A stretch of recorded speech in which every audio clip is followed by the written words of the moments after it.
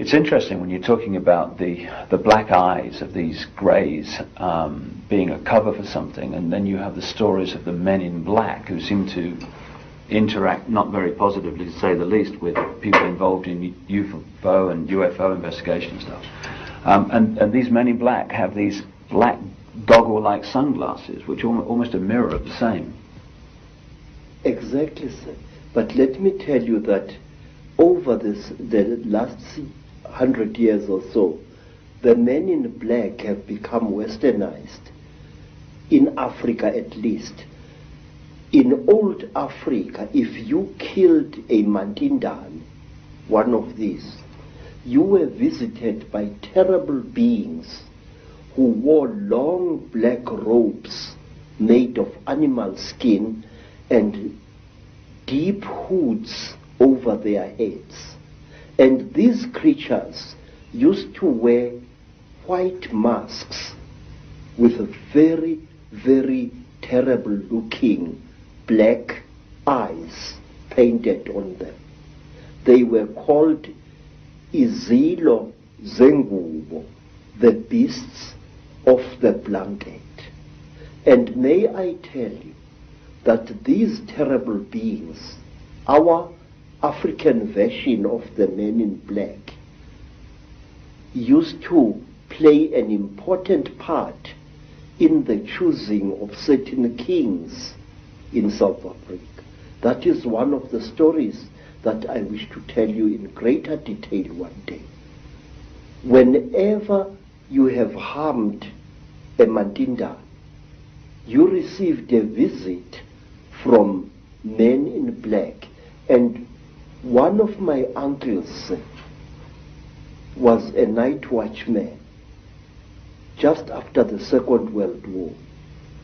And he saw what he thought was a burglar breaking into a factory which stored surplus army property. And he threw his knobkiri at this figure and hit it very hard.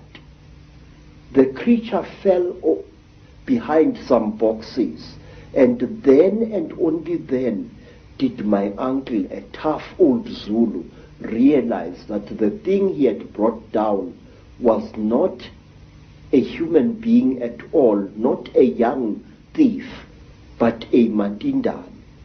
My uncle threw down his second stick and ran screaming out of the factory. And not long after that, because my uncle had taken from the creature what he thought was its bag, he took the bag with him to Alexander Township after he had run out of the factory, but he could not open the bag. And while he was sitting in the shack in Alexander Township, just near Johannesburg, there arrived at his shack 2 white men who posed as detectives. And these so-called detectives told my uncle's common law wife that she must give to them the bag that my uncle had taken from the little man. And she did, and they vanished. What I'm trying to say, Mr. ICKE, is the richer we become, the more we behave as the Chitauli are said to behave. Some of us, when they acquire a lot of wealth, start consuming metals and other minerals that they really do not need, which, however, if you study the story of the Chitauri, you are told that the Chitauri use these minerals and metals as medicine. We are told, sir, that the Chitauri, when they get sick, smear their bodies with gold dust, which gets absorbed into their skins and they become all right. May I point out, it was once the custom of the Munumutapa kings of Zimbabwe, the men who built the Zimbabwe ruins, that on certain rising of the day star, the priest king would be smeared from head to foot with gold dust, and sometimes he was ritually sacrificed on the top of the wall of the Zimbabwe fortress.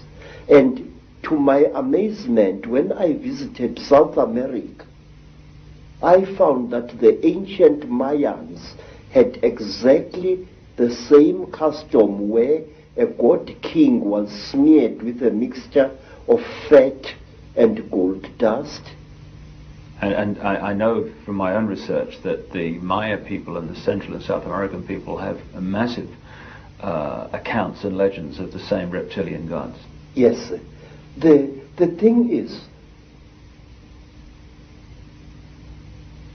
if you read the ancient stories of our people, or you listen to them spoken by the storytellers, you find that we human beings are somehow programmed to alter the world in which we live and render it uninhabitable to ourselves. We are told, say, by the griots of Nigeria, by the griots of the Dogon people, that at one time, a few thousand years ago almost, the entire Sahara Desert was not a desert at all. In fact, photographs have been taken of the certain parts of the Sahara from high up, which show ancient irrigation systems where there is now wind-blown desert. Questions: are we being used as instruments for the destruction of our own species? I say yes. The wealthier a person is, the more like a chitauri he or she behaves. Some wealthy people even go to the extent of throwing away their old spouses and acquiring new ones, exactly as King Samahongo of the Chitauri does. He kills and eats all his wives when they can no longer make love to him properly, and he acquires new ones. He killed and ate 36 of his wives over a long reign, and only one wife was cunning enough to keep out of his clutches. You see millionaires divorcing their wives and acquiring new wives. And the Chitauri, unlike traditional Africans, believe that a female is inferior to the male. And so do the wealthy people who acquire great wealth in this world. They tend to look down upon women and even to abuse them.